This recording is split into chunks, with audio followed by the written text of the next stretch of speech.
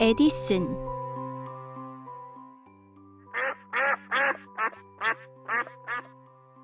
어느 날 에디슨이 헛간에서 어미거위처럼 알을 품고 엎드려 있었어요. 이것을 본 에디슨의 어머니가 물었어요. 에디슨, 지금 뭘 하고 있는 거니?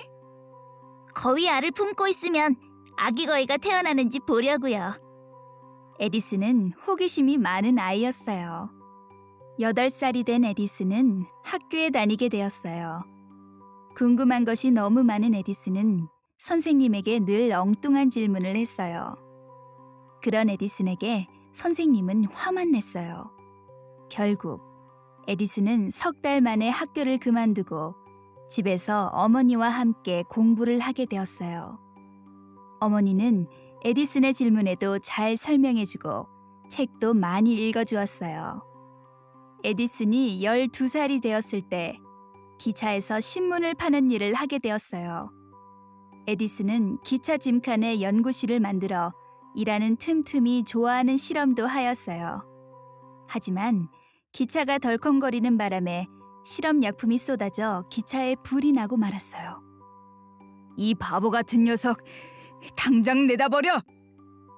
어느 날 에디슨이 철로에서 놀다가 기차에 치일 뻔한 역장의 아들을 구해주었어요. 고맙구나. 너에게 전신기술을 가르쳐주마. 에디슨은 열심히 배워 전신기사가 되었어요. 그러다가 더 좋은 전신기도 만들면서 발명가가 되기로 마음먹었어요.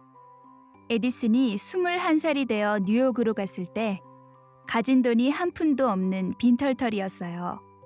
친구가 겨우 소개해준 금값을 알려주는 회사 지하실에서 머물고 있었어요. 어느 날 그 회사의 기계가 모두 고장이 나는 사고가 발생했어요. 이를 어쩌지? 아휴, 큰일 났네. 제가 한번 고쳐보겠습니다.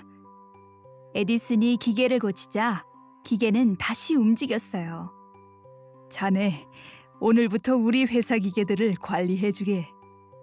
에디슨은 그때부터 돈도 많이 벌고 여러 기계를 발명해 제법 유명해졌어요. 에디슨은 발명에만 집중하기 위해 발명연구소를 세웠어요. 연구소에서 에디슨은 축음기를 만들었는데 그것은 사람의 목소리를 저장했다가 들려주는 기계였어요. 이럴 수가... 에디슨, 당신은 위대한 발명가예요. 사람들은 축음기를 보고 모두 놀라워했어요. 에디슨은 한 대학 교수에게 백열등에 관한 얘기를 듣게 되었어요. 그 당시에 아크등이라는 전등은 있었지만 빛이 너무 강하고 몇 분밖에 켜지지 않아 집안에서는 사용할 수가 없었어요.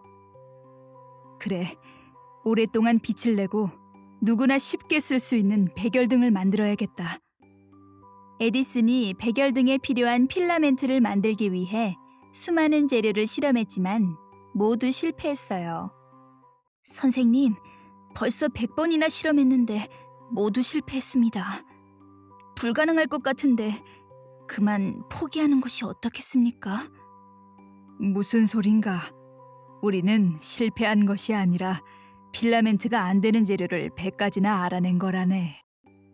그렇게 백열등 연구에 매달린 지 15개월 만에 드디어 필라멘트를 만드는 데 성공했어요. 1600가지나 되는 재료를 실험한 끝에 전기에 타지 않고 빛을 내는 재료를 찾아낸 뒤 에디슨은 이렇게 말했어요. 수많은 실패는 성공을 위한 과정일 뿐이다. 그날 밤 연구소 앞에 많은 사람들이 초대되었어요. 자, 이제 불을 켜겠습니다. 수백 개의 전등이 동시에 켜지자 주위가 대낮같이 환해졌어요. 이럴 수가! 이건 환상이야! 발명왕 에디슨, 만세! 백열등을 발명한 이후에도 에디슨은 영화를 볼 수 있는 영사기와 같은 많은 발명품을 만들어냈어요. 이렇게 에디슨이 만든 발명품은 1000가지가 넘었어요. 1931년 에디슨이 84세의 나이로 세상을 떠났을 때 사람들은 모두 1분 동안 전등을 켜지 않았어요. 에디슨, 당신은 정말 위대한 발명가예요.